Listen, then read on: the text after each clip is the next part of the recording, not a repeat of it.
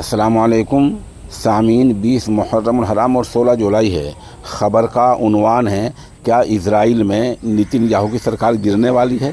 दरअसल वहाँ की एक पार्टी ने अपनी हिमायत वापस ले ली है और उससे ऐसा इम्कान हो चला है। ख़बर और तफसील सुनिए।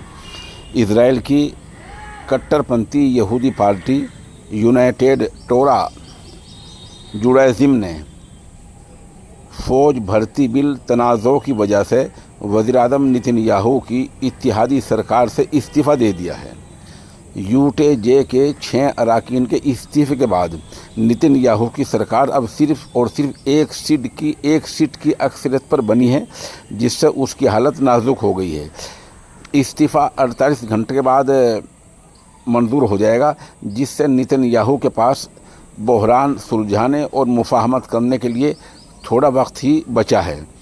इजराइल की एक कट्टरपंथी यहूदी पार्टी यूनाइटेड टोरा जुडाइज़म यूटेजे ने वज़ीर-ए-आज़म बेंजामिन नेतन्याहू की इत्तेहादी सरकार से इस्तीफ़ा दे दिया है।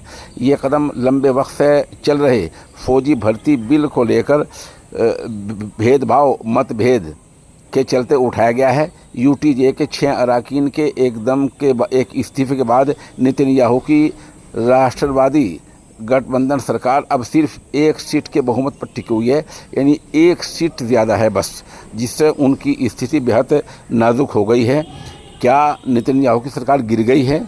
नहीं, अभी गिरी नहीं, लेकिन गिर सकती है। यूटेजे की मुआविन पार्टी शाम भी अल्ट्रा गुट से है और आमतौर पर यूटेजे के साथ कदम ताल करती है, और ये बहल इस्तीफ़ा देने के बाद सरकार वहाँ की बहरान में आ गई है।